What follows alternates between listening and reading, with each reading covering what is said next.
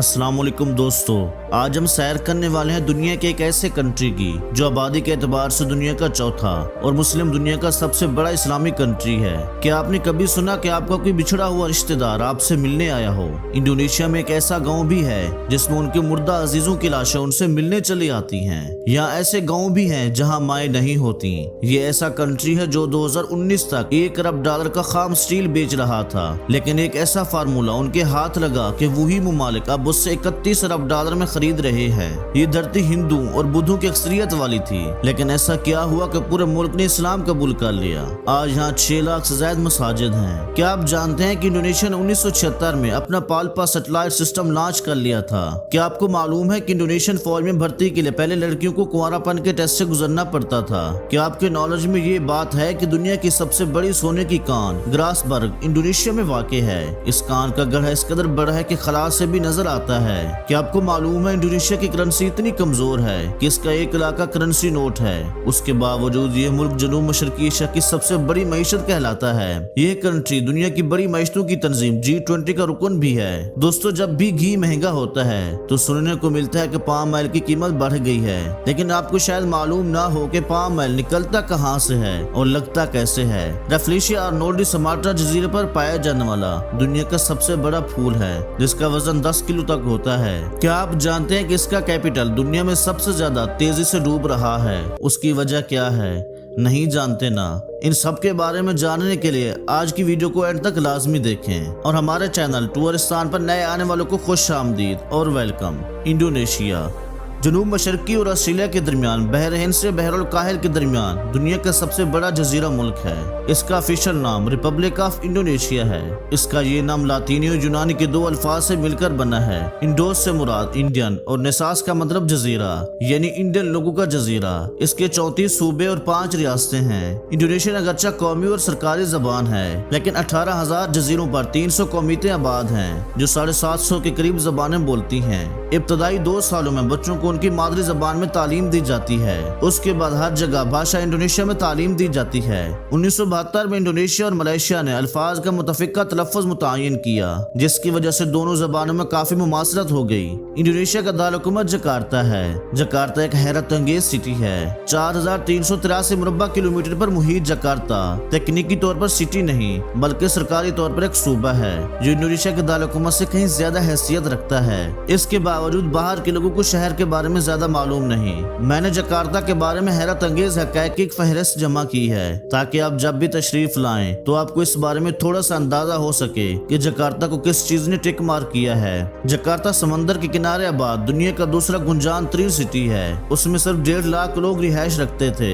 ये ज्यादातर old town के इलाके तक महदूद था जो आपको टाटोआ और बंदरगाह के नाम से जाना जाता है, लेकिन अब जकार्ता में 28 मिलियन से ज्यादा लोग रहते हैं, यानी इसके फी मुरब्बा किलोमीटर पर 13,000 अफराद रहते हैं। जकार्ता में दुनिया की बदतरीन ट्रैफिक है। जकार्ता में 74 से ज्यादा अजायब घर हैं और 130 से ज्यादा शॉपिंग मॉल्स हैं। जकार्ता का नाम 13 बार तब्दील किया गया। विलंदेजी ने इसका नाम बटाविया रखा था। बटाविया के अलावा जकार्ता को जयकार्ता, जकार्ता और जकार्ता जैसे नामों से भी जाना जाता है। जकार्ता सिटी में एक ही नंबर की गाड़ी में आप लगातार 2 दिन रोड पर नहीं चला सकते।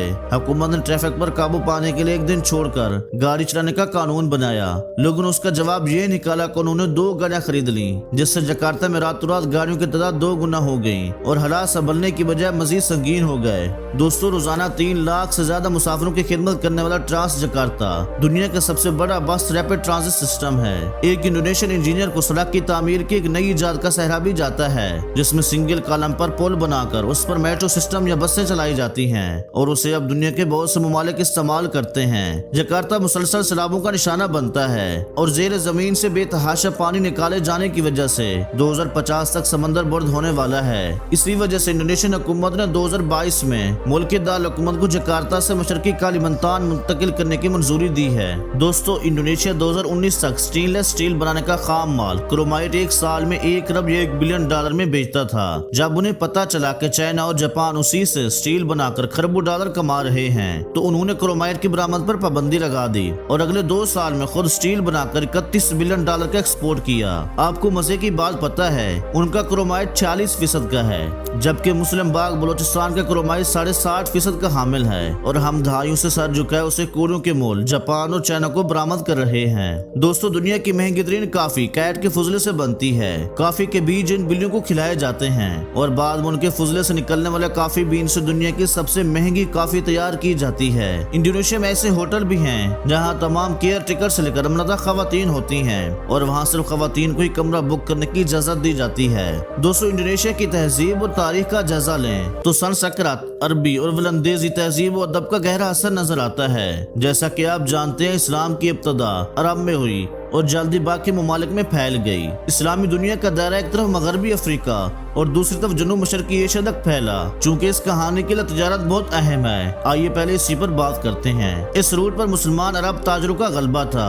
ان کے اخلاق اور ایمانداری سے اسلام تیزی سے پھیلنے لگا۔ کوانزو میں مستقل مسلمان آبادکاروں کی ایک بڑی تعداد موجود تھی۔ مقامی خواتین سے شادیاں کرنے کی وجہ سے ان کی مسلم کمیونٹی بڑھ گئی، جسے ہوئی کے نام سے جانا جاتا ہے۔ مسلم تاجر اپنے اخلاق اور ایمانداری کی وجہ سے شاہی خاندان میں بھی عزت کی نگاہ سے دیکھے جانے لگے۔ 14ویں صدی میں ہندو حکمران ماجہ پہاد کے خاندان کے کچھ ارکان نے اسلام قبول کر لیا۔ 1360 کی دہائی میں برونائی سلطنت کا آغاز ہوا، پھر ملاکا سلطنت قائم ہوئی۔ 16ویں صدی کے اوائل میں پرتگالی مسالوں کے بہانے انڈونیشیا پہنچے اور ملکاس پر قبضہ کر لیا۔ 17ویں صدی کے آغاز میں پرتگالیوں سے اس علاقے کا کنٹرول چھن گیا۔ پھر تقریباً 350 سالہ نو آبادیاتی دور میں برطانیہ، پرتگال، فرانس اور نیدرلینڈ کے درمیان تجارتی مفادات کی جنگ جاری رہی۔ کچھ عرصہ 1942 میں انڈونیشیا کے علاقے جاپانیوں کے قبضے میں رہے۔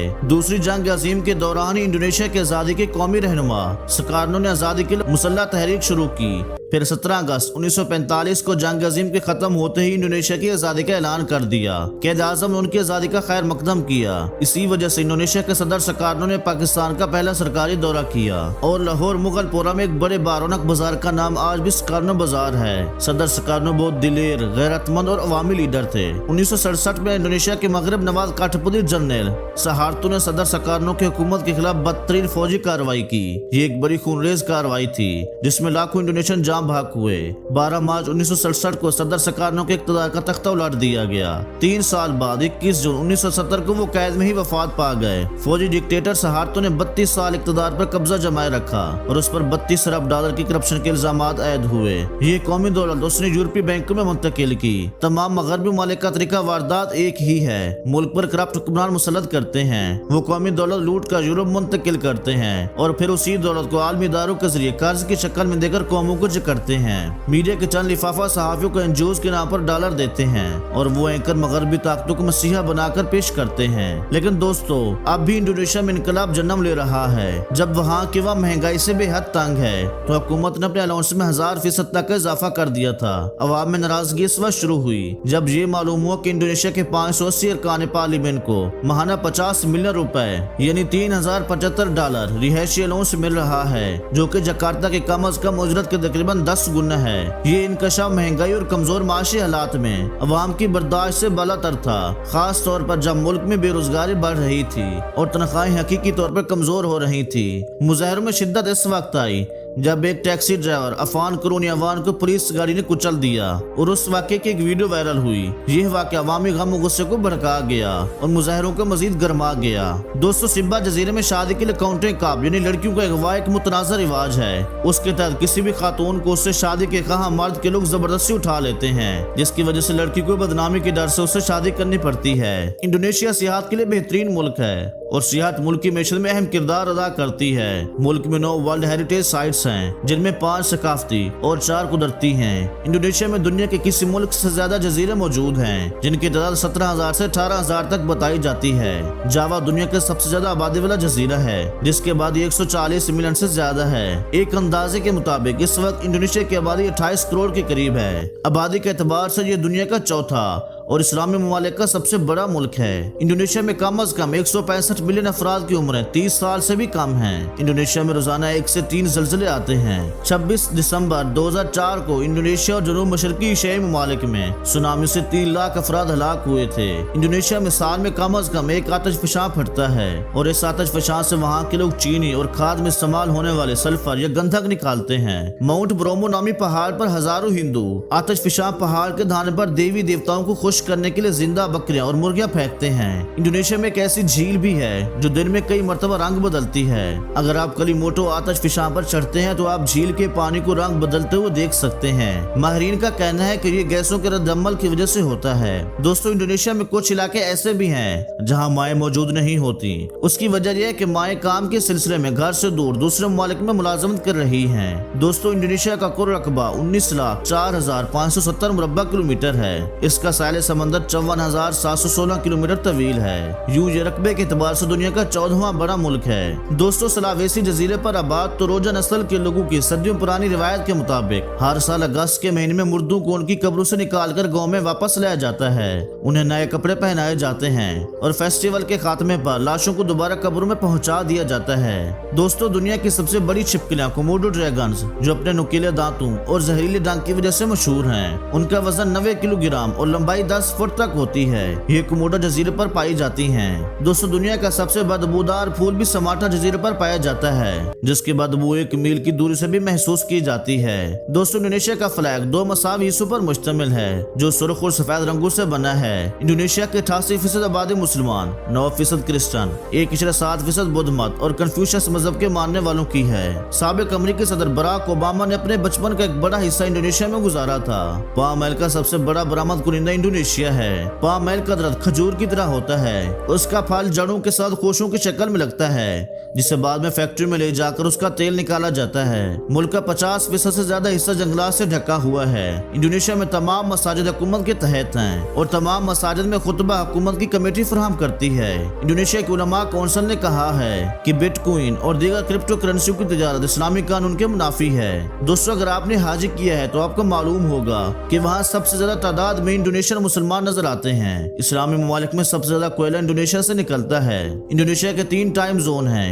इंडोनेशिया का डोमेन नेम .id है और इंटरनेशनल डायलिंग कोड +62 है। 1883 में इंडोनेशियन में रबर की काश्तकारी की गई। रबर के दरख्त इंडोनेशिया में 100 फुट तक लंबे होते हैं और 3 साल में पैदावार देने लगते हैं। उसकी छाल पर कट लगाकर नीचे एक बर्तन रख दिया जाता है। बाद में उसे फैक्ट्री में साफ करके उससे बबल गम से लेकर गाड़ियों के टायर तक बनाए जाते हैं।